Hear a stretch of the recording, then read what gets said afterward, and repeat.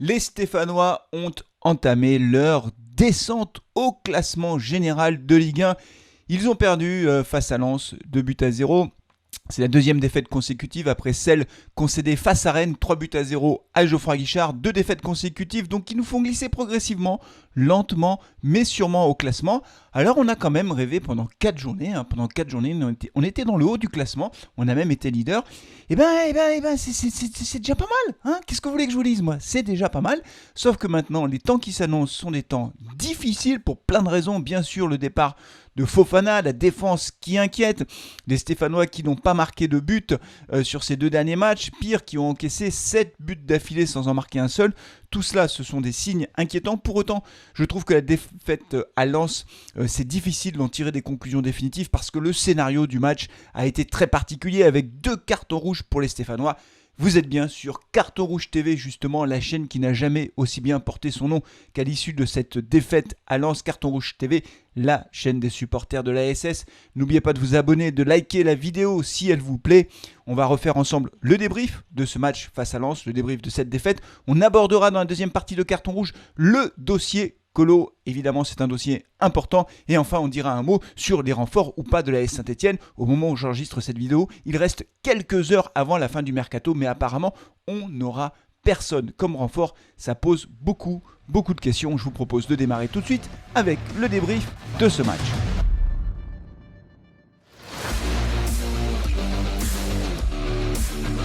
Alors tout s'est joué très rapidement dans ce match. Après 15 minutes de jeu, on avait déjà le sentiment que ce match était plié puisque Timothée Kolodziejczak a fait une faute sur Ganago dans la surface de réparation. Il tacle tout sauf le ballon, il ne touche pas le ballon, il va même blesser l'attaquant lensois. C'est un penalty qui est justifié à mon sens.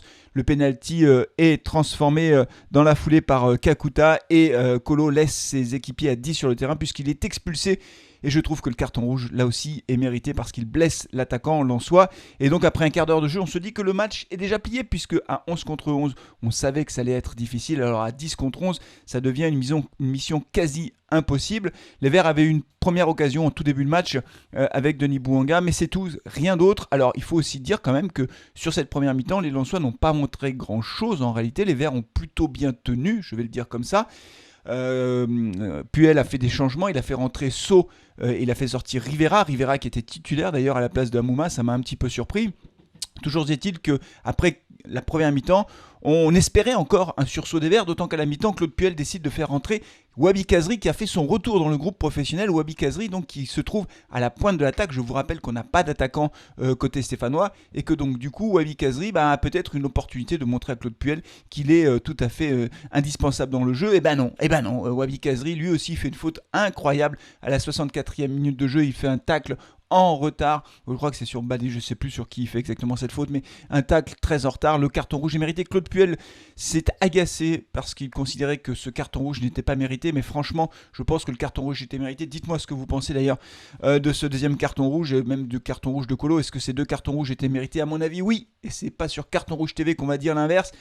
Résultat des courses, à 10 contre 11, ça paraissait impossible, mais alors à 9 contre 11, à la 64e minute, il restait une trentaine de minutes à jouer. Là, c'est sûr qu'il n'y avait plus aucun espoir. Même si pendant encore de longues minutes, je me suis dit que, en regardant le match, peut-être que sur un coup de pied arrêté, sur un malentendu, un corner, un coup franc ou peut-être un penalty, on aurait peut-être l'opportunité d'égaliser.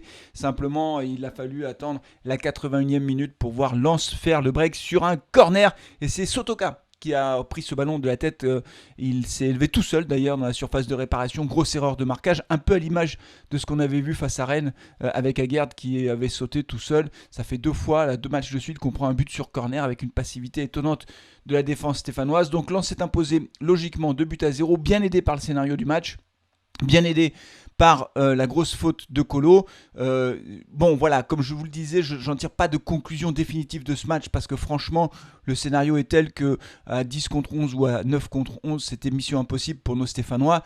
Donc voilà, il ne faut pas non plus trop s'énerver par rapport à cette défaite. Simplement, il y a beaucoup d'interrogations quand même. Évidemment, ce qui s'est passé cette semaine avec le transfert de Fofana et ce que l'on voit sur le terrain depuis maintenant 2 journées nous amène à nous poser un certain nombre de questions vis-à-vis notamment notamment de la défense, et vis-à-vis de Kolo. Pour moi, il y a une énigme, Timothée Kolodziejczak. Je vous propose d'aborder dans la deuxième partie de Carton Rouge cette fameuse énigme.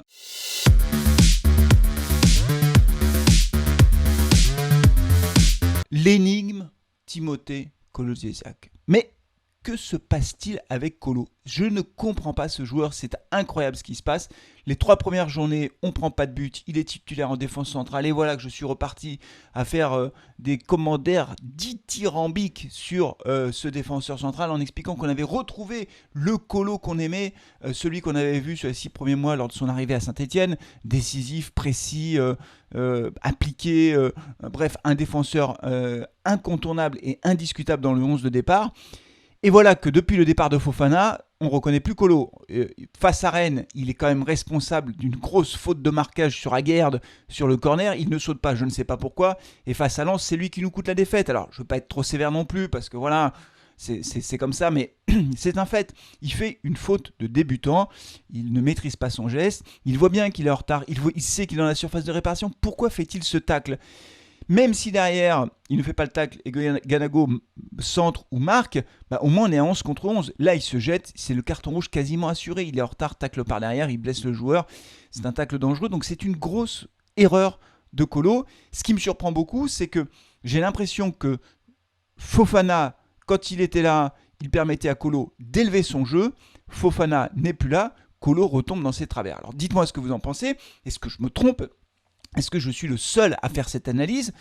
C'est quand même assez étrange, je trouve, de voir à quel point un joueur, en l'occurrence Fofana, et peut-être avant, peut-être Saliba aussi, même si Perrin était dans l'axe, mais à quel point un joueur peut avoir une influence sur ses autres coéquipiers et les tirer vers le haut. Moi, ça m'inquiète parce que du coup, on est dans une grande difficulté avec Kolo qui a été expulsé. Il y a Moukoudi, donc c'est le jeune Sceaux qui a fait son entrée, première apparition dans l'équipe première. Mais je ne sais pas ce qui va se passer dans 15 jours quand on va jouer face à Nice à la maison. On a 4 absents.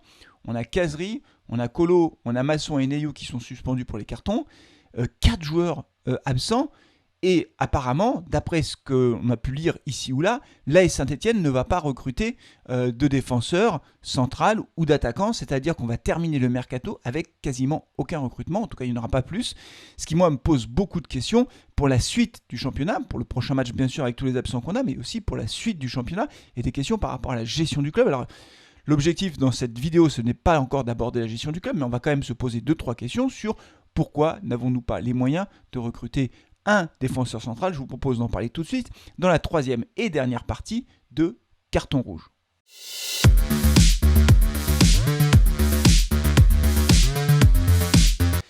Fofana est parti, vous le savez, pour 40 millions d'euros. Alors on va laisser les 5 millions de bonus parce qu'ils ne sont pas encore touchés, mais il y a quand même 35 millions d'euros de vente pour Fofana qui vont rentrer dans les caisses du club. Je ne connais pas les modalités de paiement de l'AS Terre, mais souvent ce sont des paiements qui sont quand même échelonnés. Il n'y a pas de 35 millions comme ça qui arrivent sur le compte de l'AS Saint-Etienne, mais quand même, pendant des semaines, pendant des mois, Claude Puel a expliqué que Fofana n'était pas transférable, que Fofana faisait partie du projet, que c'était une des fondations du projet de l'AS Saint-Etienne, donc cette rentrée d'argent n'était pas attendue.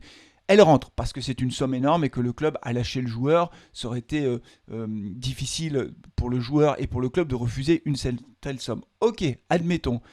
Mais si tu rentres 35 millions d'euros alors que ce n'était pas prévu, que ce n'était pas annoncé, que, en tout cas c'est ce qu'on nous disait, à moins qu'on nous raconte que des histoires tout le temps, ce qui est aussi possible, c'est tout à fait possible. Mais tu fais rentrer quand même une grosse somme et derrière tu ne peux même pas dégager 5 millions ou 10 millions pour acheter 1 ou 2 joueurs. Ah, ça quand même, là ça pose des questions quand même.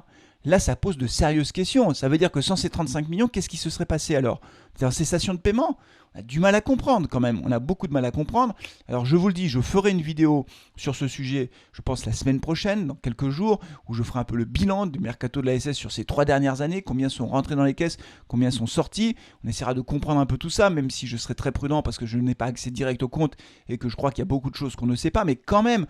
Je veux dire, j'espérais moi que la vente de Fofana, si elle devait avoir lieu, et elle a eu lieu, permettrait de recruter 1 ou 2 joueurs. On sait qu'il nous manque un attaquant, on sait aussi qu'il nous manque du monde derrière. Non, apparemment rien, on n'a pas les moyens de recruter. Alors moi, ça me sidère. Comment on va faire face à Nice ? On n'a pas beaucoup de blessés pour l'instant. on n'a pas beaucoup de blessés. On a Abi qui est blessé et Debuchy. Peut-être que Debuchy fera son retour et Abi aussi face à Nice, mais on aura 4 suspendus. Donc on aura toujours soit des blessés, soit des suspendus. Et on voit bien que là, on est obligé déjà de prendre sur les 18 ans les jeunes joueurs. Alors So, il est peut-être très bon, j'espère qu'il est très bon. Enfin, on n'aura pas non plus chaque année un Saliba, un Fofana, puis l'année prochaine un So. Je l'espère, mais je n'en suis pas sûr. Et du coup, Claude Puel, comment il va faire pour composer son équipe face à Nice? Il va aller chercher chez les U15. Enfin, c'est incroyable. Je ne sais pas où on va. Donc, il y a un gros problème d'effectifs.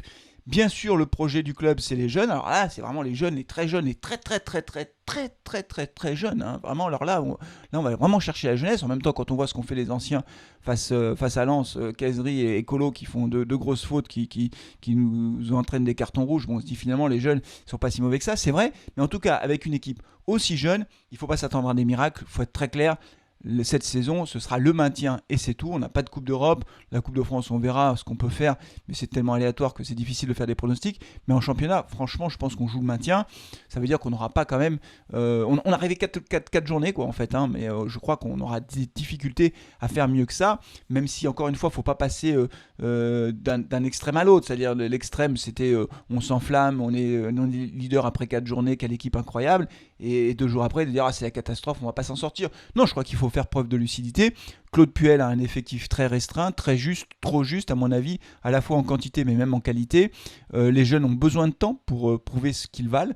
Donc voilà, cette année, ils vont avoir du temps de jeu, ils vont progresser, c'est sûr.